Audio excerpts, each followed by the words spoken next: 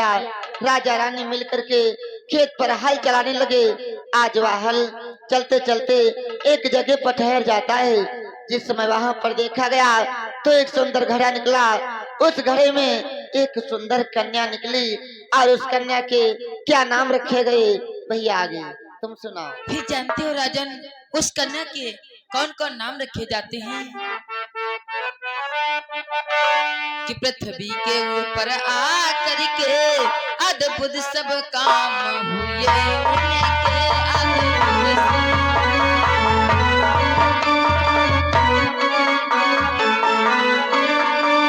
अद्भुत सब काम हुए उनके तब सिया जानकी वह देवी सीता दिख नाम हुए उनके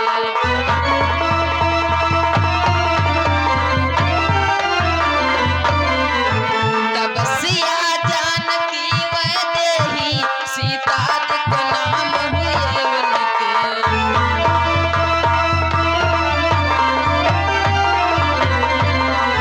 राजन वो कन्या के नाम सिया जानकी वैदेही यानी वो कन्या 3 नामों से विख्यात होती है। उसके बाद में वो कन्या धीरे धीरे अपने महलों में सयानी हो जाती है। उसके बाद में क्या होता है भैया आप सुनाओ। आज वह कन्या अपने महलों में धीरे से धीरे सयानी हो जाती है। आज उसी महलों में एक विशाल शिव धनुष रखा हुआ था। आज उसी कन्या ने उस धनुष को उठा लिया। जिस समय महाराज जनक ने ऐसा अचंभित दृश्य देखा आश्चर्यचकित रह जाते हैं। आज महाराज जनक एक प्रतिज्ञा करते हैं और जानते हो कौन सी प्रतिज्ञा करते हैं राजन कि पुत्री ने इसे उठाया है जो इसे उठा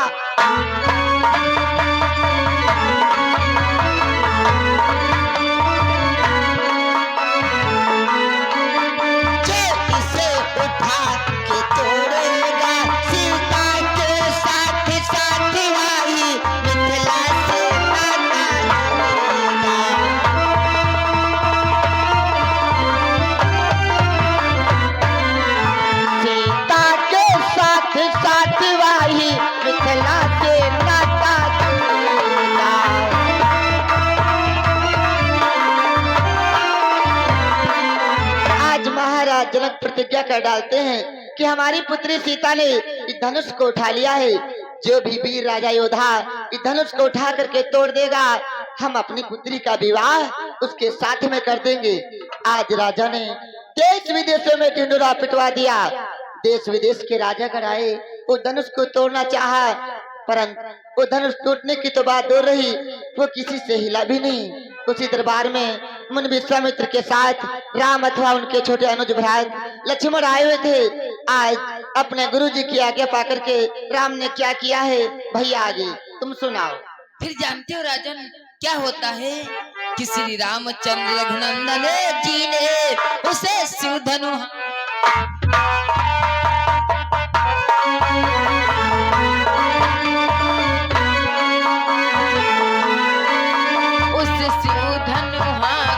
तोड़ा है सीता के साथ साथ में वह मिथिला से नाता जोड़ा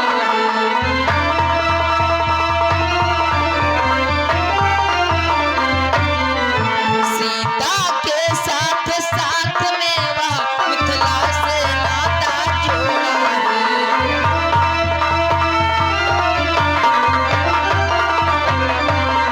जब राम अपने गुरु जी का आदेश पा करके धनुष का भंजन करते हैं तो महाराज जनक की प्रतिज्ञा पूर्ण हो जाती है और माता सीता के साथ में विवाह हो जाता है। उसके बाद में फिर प्रभु राम माता सीता भैया लक्ष्मण अपने महलों को आ जाते हैं।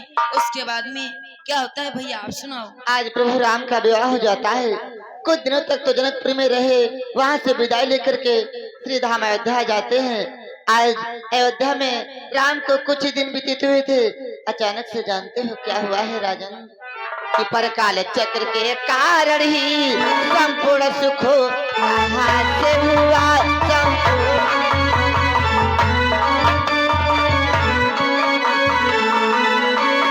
संपूर्ण सुख कहाँ से हुआ कई धारा रघुबर को 14 वर्ष वनवास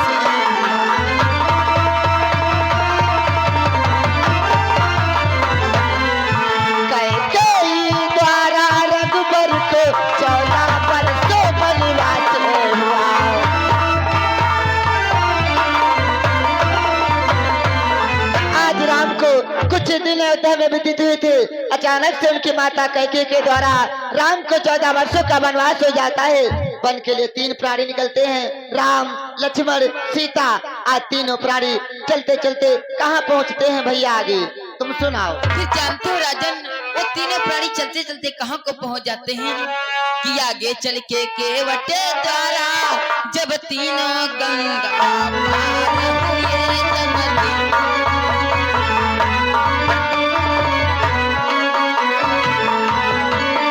जब तीनों गंगा पार हुए तब उतराई देने में रघुनंदन कुछ लाचार हुए।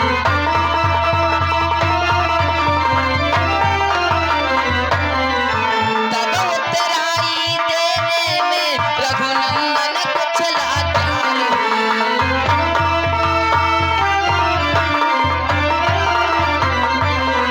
चलते चलते एक सरयू नदी पर पहुंच जाते हैं।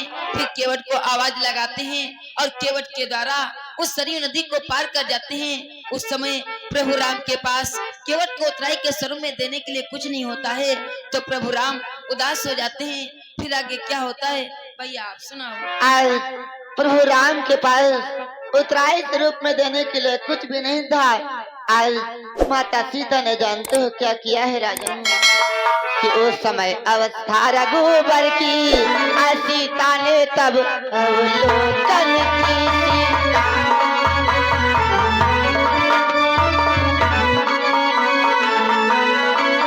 सीता ने तब अवलोकन की, निज कर से बड़ी मुदरी देकर कर डाली स्वामी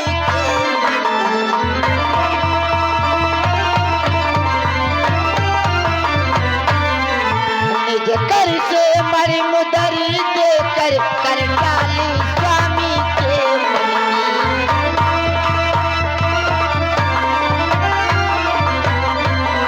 आज प्रभु राम का उदास मुखड़ा देख करके माता सीता ने अपने उंगली से अंगूठी निकाली और कहने लगी, लो स्वामी, केवट को उतराई दे दो। आज वही अंगूठी जिसमें प्रभु राम देते हैं। फिर क्या होता है भैया, आगे तुम सुनाओ। फिर जानते हो राजन आगे क्या होता है कि वही अंगूठी जब लगी देने प्रभु के हाथ,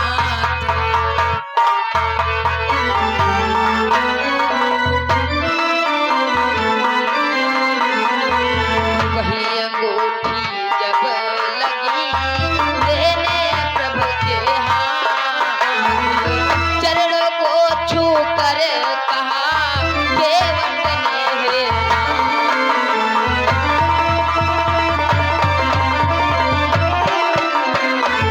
चरणों को छू कर कहा केवट ने हे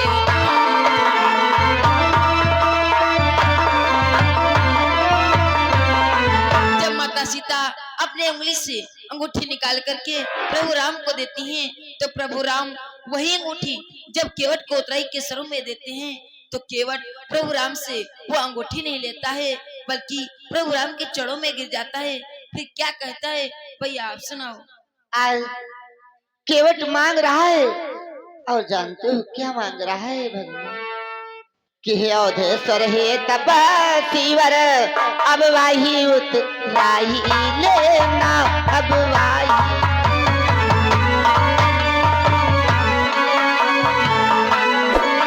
अब वाही उतराई लेना, मैंने गंगा से पार किया, तुम भव से पार लगा देना।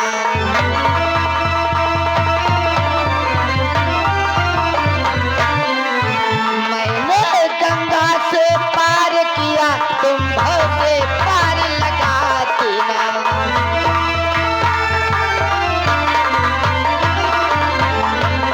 आज केवट वरदान मांगता है कि हे प्रभु, मैंने आपको छोटी सी सरता से पार किया है। अरे जिस समय मैं आपके घाट चल कर के आऊं, उस समय आप हमें बहुत से पार लगा देना। आज प्रभु राम केवट को वरदान दे करके आगे की तरफ प्रस्थान कर देते हैं, और कहाँ पहुँचते हैं भैया, आगे तुम सुना। फिर जानते हो राजन कहाँ को पहुंच जाते हैं कि आगे चल के या त्रिमुनि से मिलकर जब पंचवटी अपनाई थी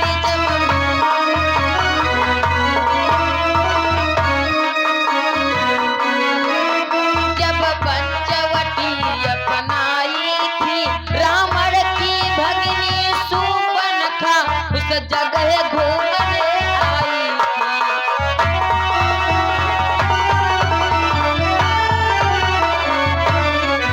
रावण की भगिनी शूर्पणखा उस जगह घूमने आई थी।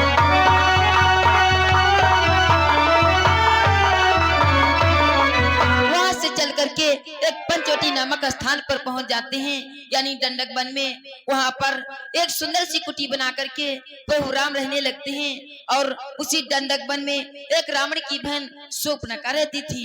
वो उसी दंडक वन में घूमने के लिए आती है तो प्रभु राम के जब कुटिया देखती है तो प्रभु राम उसी कुटिया में जब उसको दिखाई पड़ते हैं तो शूर्पणखा प्रभु राम के पास जाती है। उसके बाद में आगे क्या होता है भैया आप सुनाओ। आज रावण की बहन शूर्पणखा वहां पर आ जाती है। प्रभु राम का इतना सुंदर स्वरूप चेहरा देख करके राम पर मोहित हो जाती है और कहने लगती है, हे तपस्वीवर मुझसे शादी कर लो। राम ने कहा, मेरी तो शादी हो चुकी है, हमारे भ्रात लक्ष्मण भी कुंवारे हैं, तुम उनके पास चले जाओ, फिर तुमसे विवाह अवश्य कर लेंगे। आज वह नारी एक दो बार इधर उधर आई गई परंतु कोई भी प्राणी शादी करने के लिए राजी नहीं हुआ। फिर जानते हो क्या हुआ है राजन? तो किसे विदित थी यह लीला राघव यह कर दिखलाएंगे राघव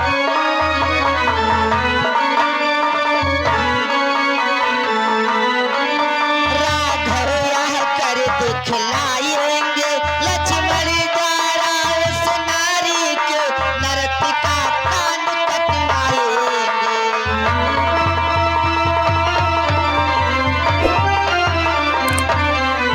लक्ष्मण द्वारा उस नारी के नर्तिका कान कटवाएंगे।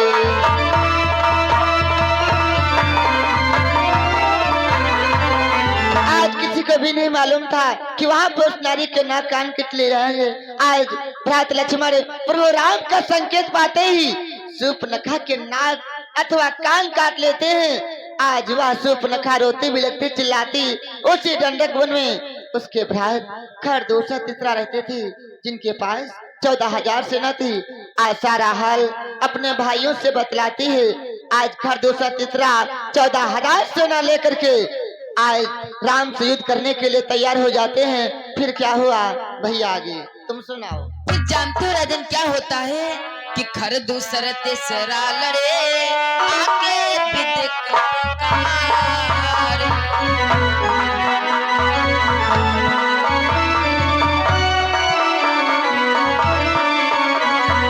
खरदूसर तीसरा लड़े आगे विदिक प्रकार।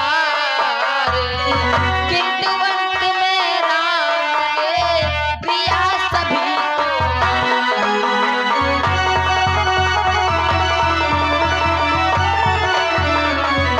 किंतु अंत में राम ने प्रिया सभी को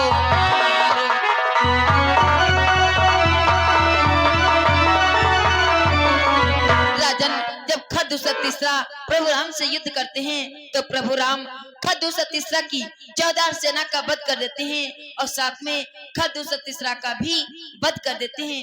उसके बाद में वो शूर्पणखा रोते हुए लगते ही अपने बड़े भाई दशकंधर के पास जाती है, उनसे सारा ये हाल बताती है। फिर आगे क्या होता है भैया आप सुनाओ। आज शूर्पणखा रोती बिलखती चिल्लाती ही लंका पहुंची।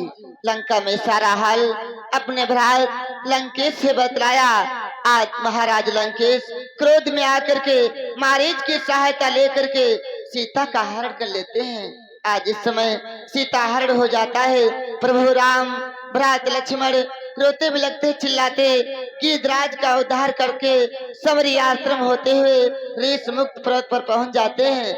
आज वहां पर सुग्रीव से मित्रता की और भारी बानरी सेना तैयार करके लंका पर चढ़ाई कर देते हैं। आज लंका में अनेकों दिनों तक युद्ध चलता रहा, अनेकों योद्धा मारे जाते हैं, अंत में रावण का भी वध हो जाता है। तो विजय सहित जब अवध में पहुंचे रघुकुल चार,